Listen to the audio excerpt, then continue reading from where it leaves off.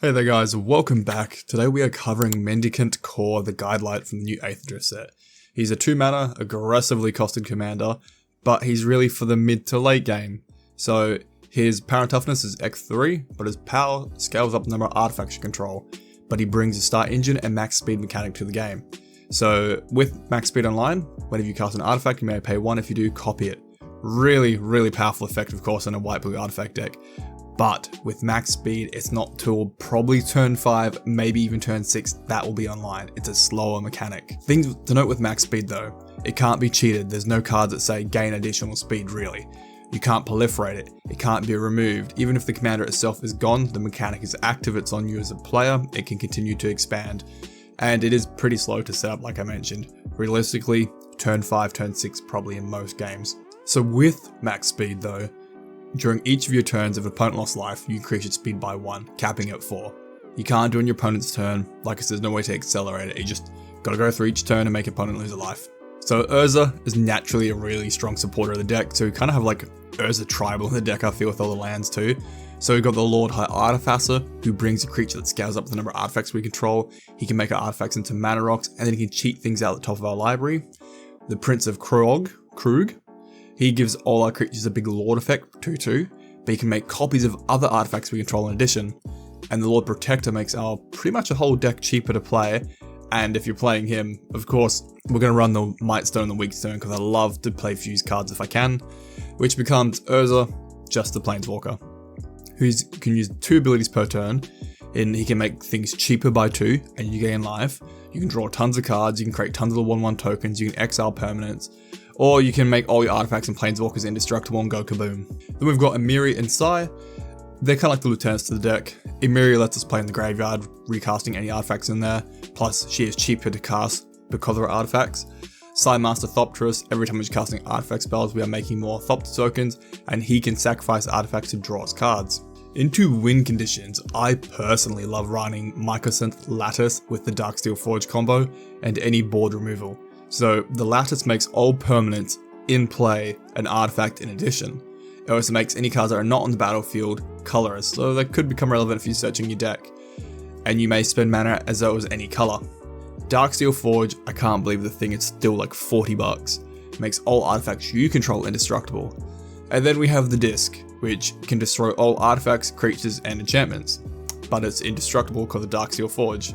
That's your little combo right there. You set the 3 pieces up, you just keep activating the disc and blowing up the board. Not your board though, just your opponent's. Another win condition in the deck is mechanized production.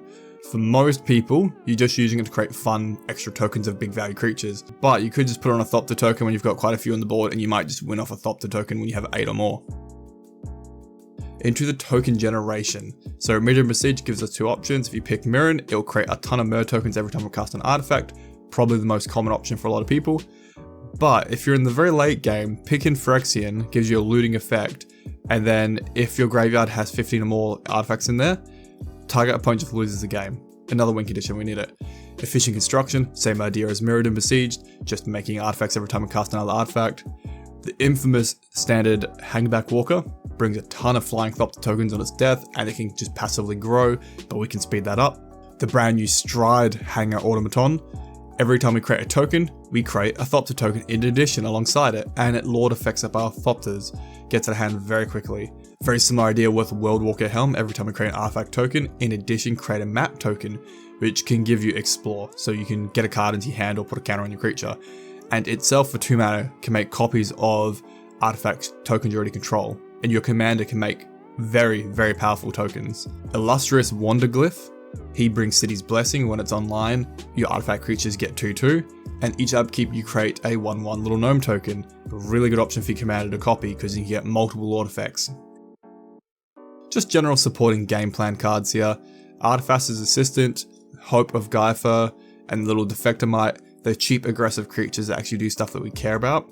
So they'll help get your max speed early on because it can hurt your opponents and probably not be blocked in the early game. But they also offer things like Scry 1, that can lock people out of casting non-creatures for a turn, or giving creatures pro color. And then we've got the big dumb Mycosynth Golem. 11 mana, but he's not really, because he has affinity for artifacts, so he's probably going to be free or very close to it in the mid-late game. But he gives your other artifact creatures affinity as well. So it gets out of hand very quick, speeds up your total game plan. I love Memnarch. I'm actually building a Memnarch commander deck for myself right now. It's a bit of an old commander. It's kind of lost its relevancy for a lot of people, or a lot of people forgot about him. But you're a 7 mana, you're a 4/5 that for 3 mana can make things become artifacts. Not to end a turn, they just become an artifact in addition. And for 4 mana you can steal them. You're a commander, so mana rocks are everywhere, great artifact combo pieces everywhere. And if you have the lattice out earlier, making everything an artifact, just take what you want. Take their commander and kind of lock them out of the game. And then we've got the Machine God Effigy and Phyrexian Metamorph, both are cloning effects that we do care about. Steel Overseer, a great target for our commander to copy, just tapping him to put a counter on each artifact creature we control. Having 2 of him just dumping out counters would be great. Master Ethereum, another great copy for your commander. He's a big beater based on the number of artifacts you control, and he has a Lord effect. Another standard menace, Walking Ballista, good at any point in the game because you put a ton of mana into it. Good for our commander too, because it's indirect damage to help us get that max speed. And with max speed, it's any life loss. So damage, your opponent paying life, another opponent hits another opponent during your turn somehow. That's all that matters. Then we've got Unwinding Clock, just resetting all our artifacts each turn. So good for defending, be a bit more aggressive, or if you've got a lot of mana rocks, or maybe you've got Urza out and you're tapping for mana. The Kappa Cannoneer, another great one for your commander to copy. It's a big dumb creature that can be easily cast with Improvise. It has a ward of 4. When it or another artifact enters the battlefield, put a counter on it, and it can't be blocked this turn, and it's a fat body at 4/4. It's just a hard, probably unblockable creature that will just start chunking your opponent's life down, and you're not paying 6 mana for it. But again, copy with your commander, great option. Good old Wormcoil Engine, splits into 2 creatures, another great target for your commander to copy. The only 2 planeswalkers I felt worth running are Khan, the son of Urza. Offers card advantage through like a weird decision making option, but he can also create tokens that are 0/0s that scale up to the number of artifacts you control. And he's somewhat cheaper 4 mana. And then we've got Tezzeret here. He can make Thopter tokens, draw tons of cards, even more if you've got artifacts out, and his emblem lets you cheat permanents from your library into the battlefield, which is pretty much game ending if you get there. Mithril Coat and Lightning Greaves just to protect our commander, but he's pretty cheap and we have a lot of reduction, but it's just nice to have. Draw and Tutor. So Bident of Thassa is a nice stable draw. Every time a creature hits an opponent, we get to draw a card. And it can bait your opponent's creatures into attacking, so you can maybe throw a ton of Thopters into something you want to deal with. Enter the Enigma is cheap at 1 mana, makes a creature unblockable and draws your card. I would put it on the commander to help get our max speed ticked up, and it replaces itself with draw. Thoughtcast, again, for artifacts, you're not paying that cost, it'll be way cheaper, but draw 2 cards. Thought Monitor, again, you're not paying that cost because of affinity, it'll be way cheaper. It's a 2/2 body for flying that draws 2. Skull Clamp, just throw it on a Thopter, throw it on a Myr, throw it on a little 1/1 gnome tokens, just throw it into anything, eat them up, draw 2 cards all day long. One with Machines draws you cards equal to high CMC amongst all your artifacts. Depending on what stage in the game you are, that could be a lot of cards with the big dumb cards we're running. Sad Robot gets us basics out of our deck and draws us cards. And I Called Wellspring draws us cards when it enters or leaves. We can use this in the graveyard later if we need. For the tutoring, Reshape and War of Invention can get artifacts out of our library straight onto the battlefield, helping set up maybe Darksteel Forge into the ladder combination. You do need to remember the mana cost because you're paying X in these cases. Into removal, there are 3 kind of selective board wipes here that are really good. Organic Extinction has Improvise, so again you're not paying the original cost, it'll be way cheaper. Destroy all non-artifact creatures, it's pretty good, it's very one-sided. Then we've got Desynchronization at 4 mana, it bounces all non-historics back to their opponent's hands.